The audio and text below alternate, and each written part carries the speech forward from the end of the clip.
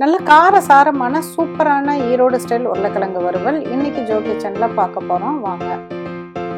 இந்த உருளைக்கிழங்கு வறுவலுக்கு 4 to 5 பூண்டு பல் எடுத்து தட்டி எடுத்து வச்சுக்கோங்க.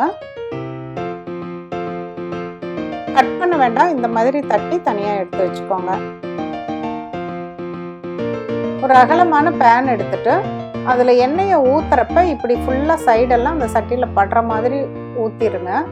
1 டீஸ்பூன் கடுகு போட்டு பொரிஞ்சதும் நல்லா பொடியாக அரிஞ்சு வச்ச ஒரு பெரிய வெங்காயம், கொஞ்சம் கருவேப்பிலை ரெண்டையும் சேர்த்து போட்டுட்டு நல்லா வதக்கி விடுங்க.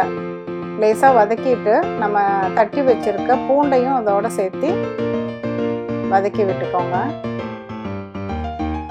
வெங்காயமும் பூண்டும் நல்லா வதங்க வாசனை வரும். லைட்டாக கலர் சேஞ்ச் ஆகிற வரைக்கும் வதக்கினா போதும். 4 மீடியம் சைஸ் உருளைக்கிழங்கு வேக வச்சு தோலை உரித்து சின்ன சின்ன சதுரமாக கட் பண்ணி எடுத்து வச்சுக்கோங்க. இந்த வெங்காயம் பூண்டோட மசாலா தூள்லாம் சேர்த்திடலாம். மஞ்சத்தூள், மிளகாத்தூள், சீரகத்தூள், இது கூட கொஞ்சம் உப்பு சேர்த்து நல்லா மிக்ஸ் பண்ணுங்க. பூண்டு எப்போவுமே எண்ணெயை ரொம்ப உறிஞ்சிடும். ஸோ இந்த டைமில் இன்னொரு டேபிள் ஸ்பூன் எண்ணெய் சேர்த்திக்கோங்க.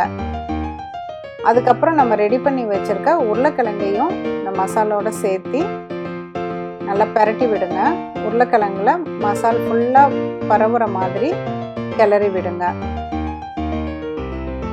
லோ ஃப்ளேமில் வச்சு இதை நீங்கள் கிளறி விடுங்க. ரொம்ப மொறுமொறுன்னு டோஸ்ட்டாக இது வர தேவையில்லை. ஒரு 3 நிமிஷம் லோ ஃப்ளேமில் வச்சு மூடி வச்சுருங்க. அதுக்கப்புறம் எடுத்து கிளறி விடுங்க.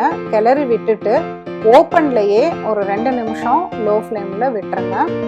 விட்டுட்டு திருப்பியும் ஒருக்கா நல்லா கிளறி விடுங்க. நல்லா இந்த கலரில் வந்துடும்.